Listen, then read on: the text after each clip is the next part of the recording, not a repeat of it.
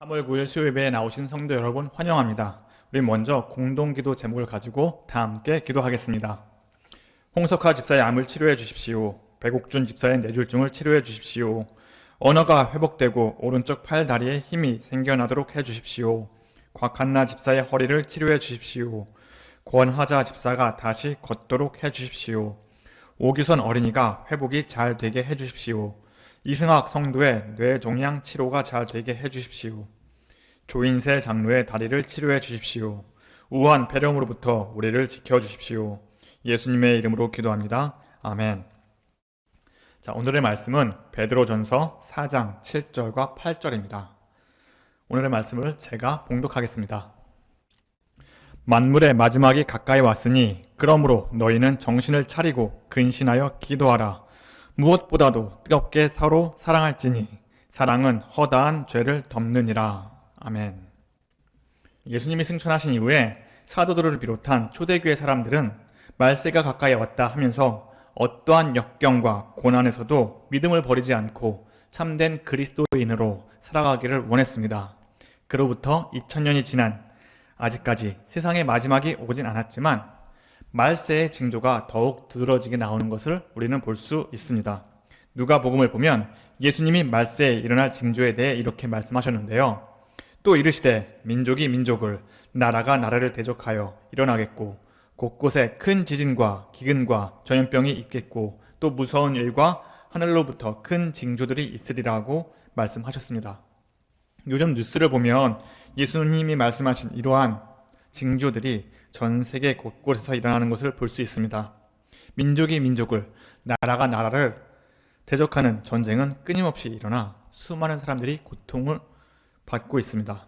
또 얼마 전에 남태평양 퉁가섬 근처에는 강력한 화산 폭발이 일어나서 퉁가에 있는 섬들 중에 한 개의 섬은 아예 두 개로 섬이 나누어져 버리기도 했고, 그 화산 폭발로 인해서 10,000km나 떨어진 페루에서도 높은 파도가 발생해서 사람이 죽었다는 그런 뉴스가 있었습니다. 또 기근은 어떤가요? 우리가 살고 있는 이 캘리포니아주, 이 캘리포니아주는 이미 오래전부터 물 부족 현상을 겪고 있습니다. 비단 캘리포니아뿐만 아니겠죠. 세계 곳곳에서 물 부족 현상이 일어나고 있습니다. 또한 기후는 어떤가요? 사우디아라비아에 있는 사막이나 아니면 사하라 사막에 눈이 내려서 눈이 쌓이는 모습은 이제는 놀랍지 않을 정도로 이미 기후는 변하고 있습니다. 또 전염병은 어떤가요? 우리는 이미 2년이나 넘게 코로나 바이러스로 인해서 많은 사람들이 죽고 고통을 겪고 있습니다. 이 코로나 바이러스가 약화됐다고 없어졌다고 안심을 할 수가 없죠. 왜냐하면 전문가들이 이 바이러스가 지난 후에 우리가 알지 못하는 더 강력한 바이러스가 올 수 있다고 경고했기 때문입니다. 이렇게 예수님이 말씀하신 말세의 징조가 우리가 경험할 수 있을 정도로 우리 가까이 왔습니다. 그럼 우리는 어떻게 해야 할까요? 오늘 말씀을 보면 베드로 선생님이 말세가 오는 이때에 우리가 어떤 준비를 해야 하는지 알려주고 있습니다. 7절을 보면 이런 말씀이 있습니다. 만물의 마지막이 가까이 왔으니 그러므로 너희는 정신을 차리고 근신하여 기도하라. 만물의 마지막이 가까이 왔으니 라고 말합니다. 이 말을 조금 더 자세히 해석을 하면요, 지금은 만물이 끝을 향해 가고 있으며 그 끝나는 시간이 멀지 않으니 라고 해석할 수 있습니다. 예수님이 이 세상에 오신 이후부터 이미 세상은 끝을 향해 달려가고 있습니다. 자, 우리는 세상의 말세다라고 하면 끝이라고 생각하는 사람들이 많이 있습니다. 하지만 우리 믿는 사람들은 이 끝이 아니라 하나님 나라가 시작하는 것을 의미하는 것을 우리는 알아야 합니다. 지금은 하나님의 나라를 만질 수도 없고 볼 수도 없고 피부에 와닿게 경험할 수도 없지만 세상이 끝나는 그날 이후로는 우리가 하나님 나라에 들어가서 우리가 경험할 수 있는 그런 하나님 나라를 만날 수 있는 거죠. 하나님 나라는 누구나 다 들어가는 것이 아닙니다. 하나님 나라는 하나님의 백성만이 들어갈 수 있는 것이고, 하나님의 백성이 될 수 있는 유일한 방법은 예수님을 구원자로 믿는 사람들만 갈 수 있는 것입니다. 믿음을 가진 우리들, 그 하나님의 나라에 들어가고자 하는 우리들이 해야 할 일들은 베드로 선생님은 기도라고 말하고 있습니다. 7절 하반절에 보면 그러므로 너희는 정신을 차리고 근신하여 기도하라고 말합니다. 믿음 생활하는 사람들에게 기도는 필수적이죠. 예수님도 공생애를 하는 그 바쁜 와중에도 기도는 빼놓지 않았습니다. 또 예수님의 제자들이나 또 믿음의 조상들 보면 그들의 삶 속에서 기도는 항상 함께 했습니다. 예수님께서도 이 말세의 징조를 말씀하시면서 기도를 강조하셨는데요. 누가복음 21장 36절을 보면 이러므로 너희는 장차 올 모든 일을 피하고 인자 앞에 서도록 항상 기도하며 깨어있으라 하시니라. 세상이 끝나는 날이 다가올수록 항상 기도하라고 예수님은 말씀하십니다. 사도 바울도 이렇게 말씀하지 않았습니까? 쉬지 말고 기도하라. 쉬지 말고 기도하라. 깨어있으라 라고 계속 말하면서 기도를 강조했습니다. 네, 맞습니다. 말세가 다가올수록 기도는 정말 중요합니다. 그런데요, 7절 말씀을 자세히 보면 기도를 하라는 것 중요하지만 또 중요한 것이 있습니다. 바로 너희는 정신을 차리고 근신하여 기도하랍니다. 그냥 기도하라는 것이 아니라 정신을 차리랍니다. 그리고 근신하라라고 합니다.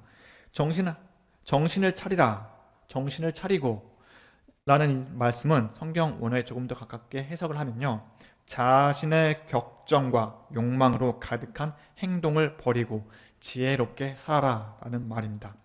우리는 육신의 몸을 가지고 살아가고 있습니다. 다시 말해 죄의 습성이 우리 몸 안에 있습니다. 그래서 우리가 의식하지 않으면, 우리 스스로 내 몸을 컨트롤하지 않으면 우리는 죄의 습성에 빠지기 쉽습니다. 사소한 일에도 쉽게 화를 내고 흥분할 수도 있고요. 육신의 욕망을 이기지 못해 하나님의 일을 쉽게 망칠 수도 있습니다. 성경에 대표적인 인물로 삼손이 있습니다. 이 삼손은 하나님께 선택받은 자입니다. 삼손이 살던 그 시대에 삼손만큼 더 힘센 사람 없습니다. 게다가 하나님의 영이 그와 함께 했습니다. 하나님의 영이 함께한 그 힘센 삼손, 그 삼손은 어딜 가든지 항상 이겼습니다. 블레셋 군인들이, 그 수많은 블레셋 사람들이 삼손을 잡으려 해도 삼손은 그들을 쉽게 물리쳤습니다. 사람들이 보기에 하나님의 영이 함께하는 삼손, 힘이 센 삼손은 마치 슈퍼히어로처럼 그렇게 사람들은 보았을 것입니다.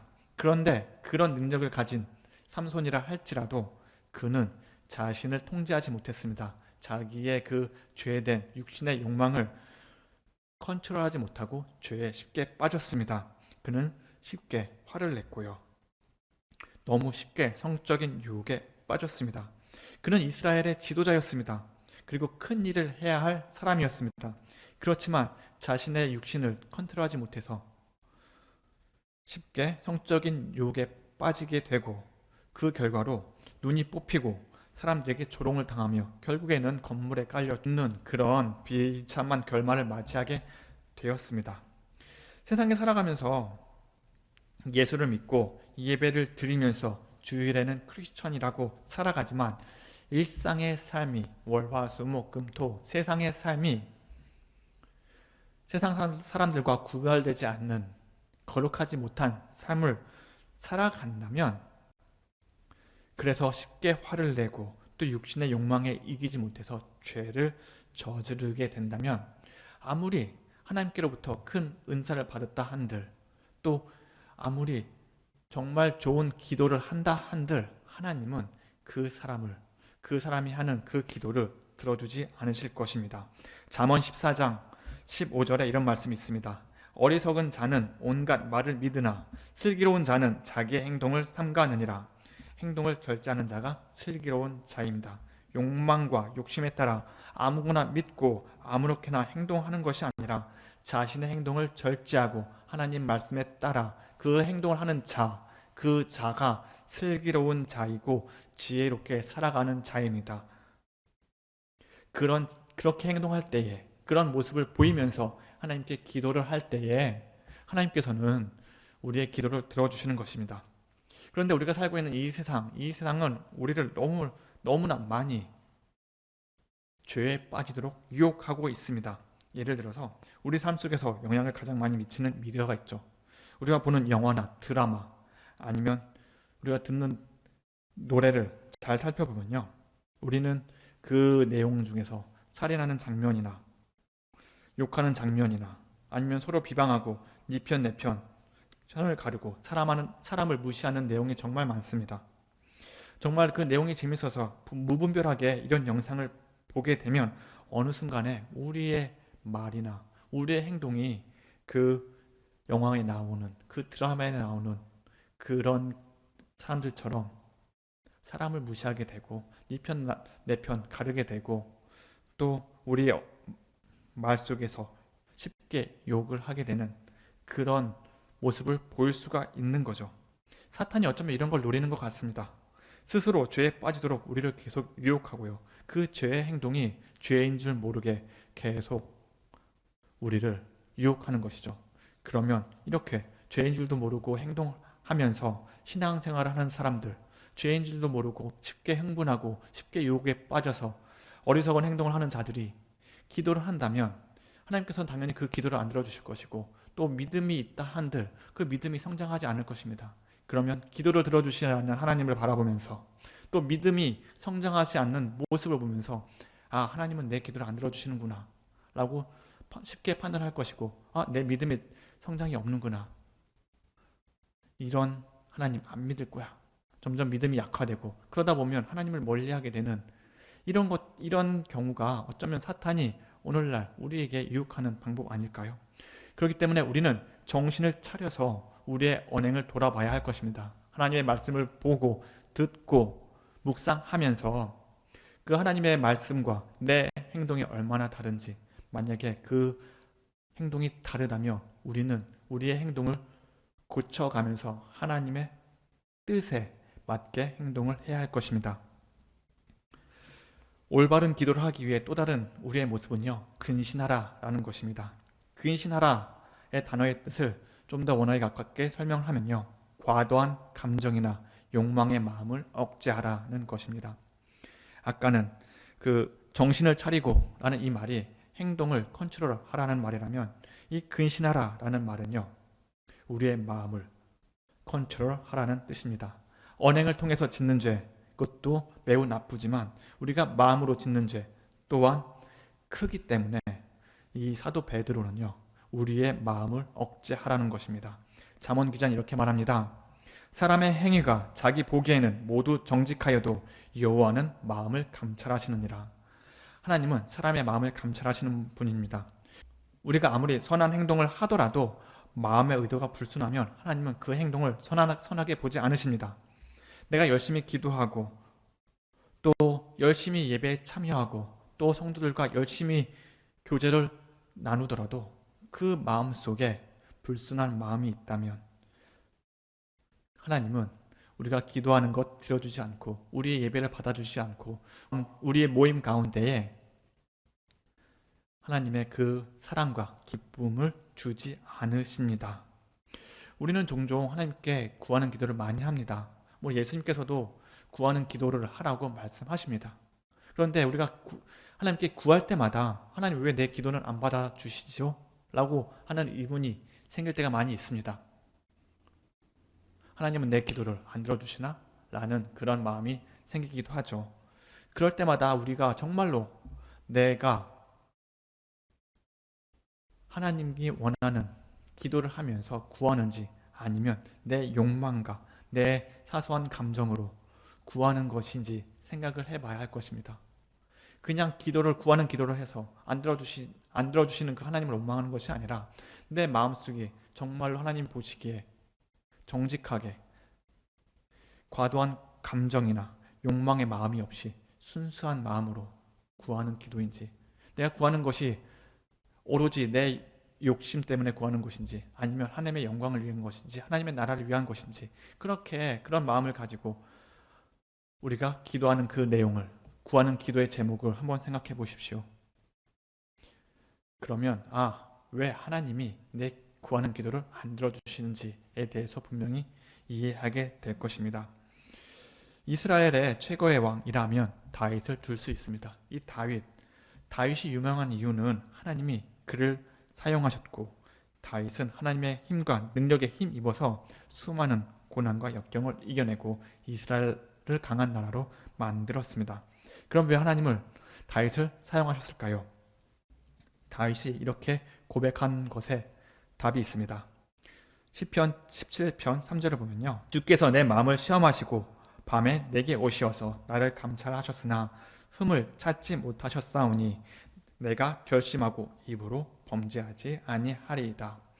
다윗은 철저하게 사소한 감정이나 욕망에서 자신의 마음을 억제했던 사람입니다. 물론 다윗도 밧세바의 몸을 탐하여 죄를 저지른 죄인입니다. 하지만 그가 자신의 죄가 탄로났을 때 그의 행동은요, 자신의 감정을 숨기는 것이 아니라 그 감정 그 자체를 하나님께 드렸습니다. 내가 얼마나 죄인인지, 얼마나 나쁜 사람인지 그 모든 감정을 하나님께 다 내려놓았던 것이죠. 그리고 하나님이 보시기에 정할 정도로 그는 철저하게 자신의 감정까지 하나님 앞에 회개하며 나아갔던 것입니다. 그런 다윗, 자신의 감정을 컨트롤하면서 하나님이 보시기에 그의 마음을 감찰하셨던 하나님이 정직하다라고 할 정도로 이 다윗은 철저하게 자신의 감정을 억제하고 욕망을 억제하려고 노력을 했던 사람입니다. 그러니 하나님은 그를 사용하고 이스라엘의 최고의 왕으로 사용하셨던 것입니다. 그렇기 때문에 우리가 기도할 때 그냥 단순히 기도하는 것이 아니라 내 마음, 내 생각을 억제하면서 내 욕망이나 과도한 감정을 컨트롤하면서 하나님이 보시기에 하나님이 감찰하실 때 아름다운 모습이 보일 정도로 내 마음을 훈련하고 단단하게 만들면서 하나님께 나아가면서 기도해야 할 것입니다. 우리 말세에 우리가 해야 할 두 번째는요,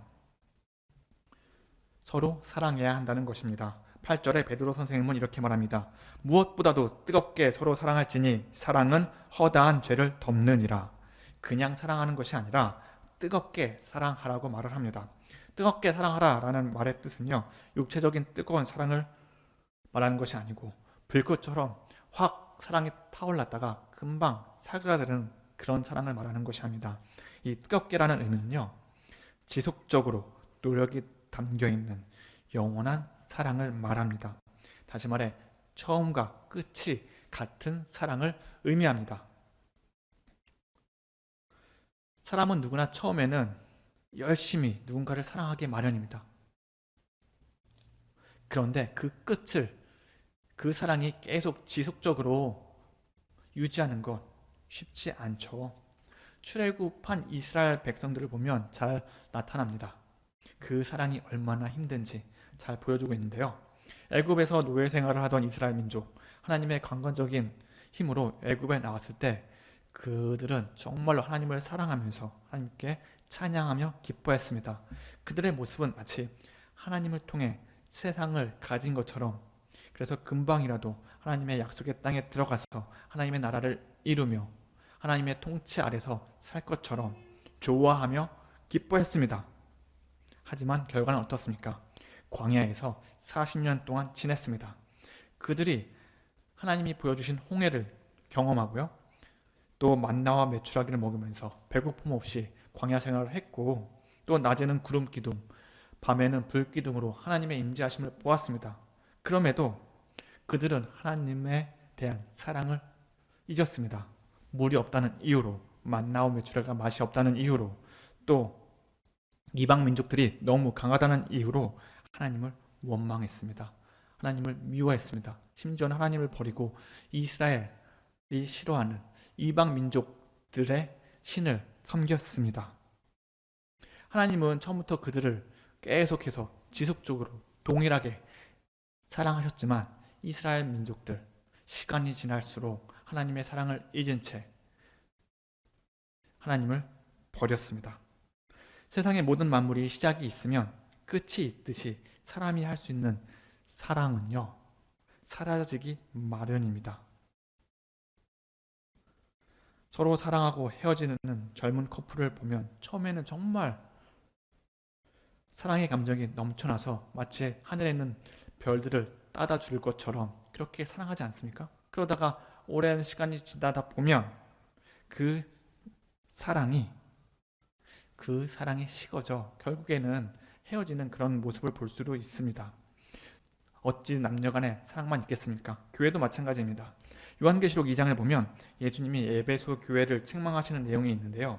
그 책망의 이유는 처음 사랑을 버렸다라고 하십니다. 에베소 교회 사람들, 처음에는 하나님을 열심히 사랑해서 열심히 뜨겁게 믿으며 믿음 생활을 했지만 시간이 지날수록 그 사랑은 없어지고 그저 그 신앙의 그 껍데기만 남은 채, 믿음의 껍데기만 남은 채 그저 죽은 교회로 전락하게 된 것이죠. 이렇게 사람들이 끝까지 사랑할 수 없는 이유는요, 사랑의 원천을 사람의 마음에 두었기 때문입니다. 그렇기 때문에 우리는 하나님이 만들어주신 그 피조물, 우리도 하나님이 만들어주신 피조물 아니겠습니까? 이 피조물은 언젠가 썩어질, 없어질 그런 존재이기 때문에 우리 사람의 몸에서 나온 이 사랑은 언젠가는 사라지기 마련입니다. 그리고 그 사랑 오래가지 못하고, 그렇기 때문에 그 사랑을 잊어버리기 마련이죠. 지속적으로 사랑할 수 있는 방법, 그 사랑의 힘의 원천은 우리 인간이 아니라, 우리 사람이 아니라 하나님께로부터 와야 하는 것입니다. 하나님은 사랑이라고 사도 요한은 말합니다. 그 하나님 어떤 분이십니까? 창세 전부터 계신 분입니다. 그리고 영원히 계신 분입니다. 하나님은 사랑이시기 때문에 하나님이 주시는 그 사랑, 하나님이 가진 그 사랑은 영원토록 지속될 것입니다. 그 하나님을 믿을 때에 그 하나님이 내 안에 계시고 그 하나님이 나와 함께 계시다는 것을 믿고 하나님이 주시는 그 사랑의 힘으로 하나님을 사랑하고요, 이웃을 사랑할 때에만 우리는 이 사랑이 사그러들지 않고 처음 사랑을 끝까지 유지할 수 있는 힘과 능력을 얻게 되는 거죠. 8절 하반절에 보면 사랑은 허다한 죄를 덮느니라 라고 말합니다. 허다한 죄, 수많은 죄를 사랑은 덮는다고 말합니다. 누군가를 죄를 덮어주는 것 쉬운 것 아닙니다. 그만큼 용기도 필요하고요, 그만큼 손해를 봐야 할 때가 있습니다. 하지만 이 베드로 선생님은요, 이 지속적인 하나님의 사랑이 있으면 허다한 죄도 덮어줄 수 있다고 말을 합니다. 허다한 죄를 덮어줄 수 힘이 있다고 말을 합니다. 하나님을 생각해 보십시오. 하나님이 나에게 부어주신 사랑을 생각해 보십시오. 하나님은 나의 수많은 죄를 덮어주시기 위해 예수님을 보내주셨습니다. 예수님이 이 땅에 보내신 그 이유, 그것은 우리를 사랑해서 아니겠습니까? 예수님이 우리를 너무너무 사랑해 주셔서 자신의 하나밖에 없는 그 예수님을 이 땅에 보내주셨습니다. 그리고 그 예수님에게 우리의 모든 죄를 다 덮어 씌우셨습니다. 예수님은 우리의 죄를 짊어지시고 사람들에게 모진 매와 모진 채찍을 맞으셨습니다. 예수님이 그 모진 매와 모진 채찍을 맞으며 신음을 낼 때 우리는 기쁨이 생겼습니다. 또 예수님이 우리의 모든 죄를 가지고 십자가에서 죽으셨을 때 우리는 새로운 영생을 얻게 되었던 것입니다. 하나님은 우리를 너무너무 사랑해 주셔서 자신의 아들을 죽음으로 내모르셨습니다.